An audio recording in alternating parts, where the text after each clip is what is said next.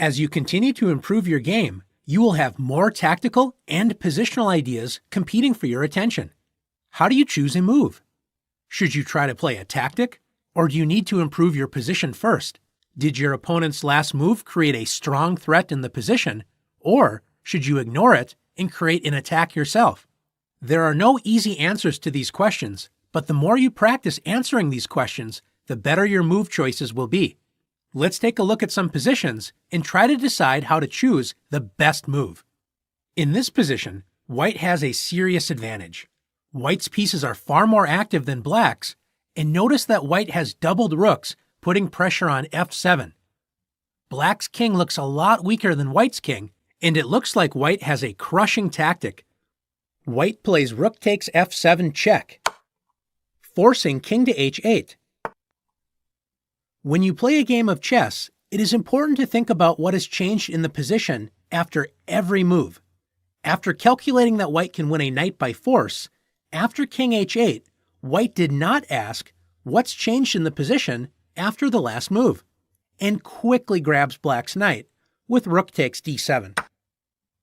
By only focusing on what white could do and ignoring the opponent's ideas, what did white overlook? When black's king left the g-file, black's rook on g8 is now pointing at the g2 square, joining the queen hiding on a8. Black delivers checkmate with queen takes g2. Let's see what white should have done instead. After king h8, once white notices what has changed, what should white do? Should white immediately block the queen's threat with knight to f3? This move is good, but can you see a way for white to defend against checkmate and threaten to checkmate black? That's right, queen to h3. White protects g2 and also threatens checkmate on the next turn. By combining defense and attack, recognizing the opponent's ideas without giving up on your own ideas, white has a very strong attack against black's weakened kingside and should go on to win this game with careful play.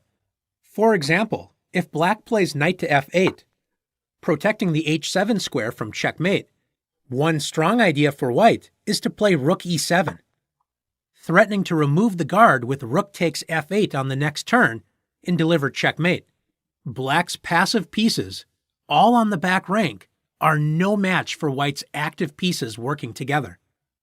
Most players prefer to attack and make threats rather than defend. When we are considering what move to make next, it's useful to ask, what move would my opponent play on the next move? White did not ask this question and only thought about white's possible moves and played queen to f3, attacking the rook on a8 and clearing the way for g4, trying to open up lines against black's king. It's tempting for black to decide where to move the unprotected rook on a8, but why does black need to react? Does black have a stronger threat? Do you notice all the weak dark squares around white's king? Black can play the powerful queen to c3, threatening checkmate, a much stronger threat than white capturing black's rook.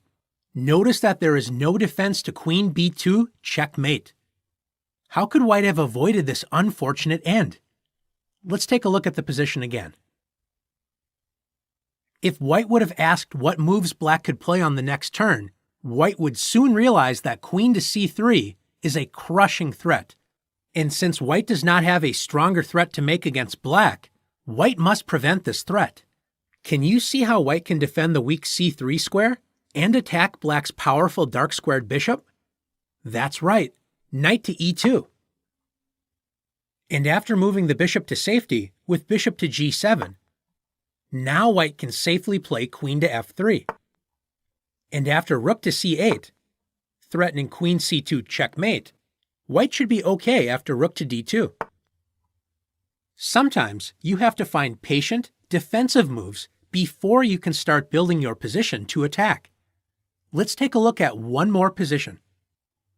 Not all positions have simple attacking or defensive moves that you can find. In this endgame, the material is even, but the one weakness black has is doubled pawns on the c-file. Notice if white only thinks about attacking the weak pawn on c6 with knight to e5. White forces black to make a good move with c5. Black's main weakness in the position, the doubled pawns, will be fixed on the next turn with c takes d4, when black will have a very solid position. What should white do instead? As the c6 pawn is a weakness, this is a clear target to attack. White should first prevent black from removing that weakness, but how can white do this? By freezing the pawn on c6 with c5. Now that white has a concrete target to attack, c6, black is in trouble. After knight to d7, trying to prevent knight to e5, white can still attack c6 with knight to b4. And after knight to b8, white overwhelms black's defenses with knight e5. White will win the c6 pawn on the next turn and have good chances to win this endgame. Now that you've looked at ways to choose a move, it's time to prove that you can find the best moves.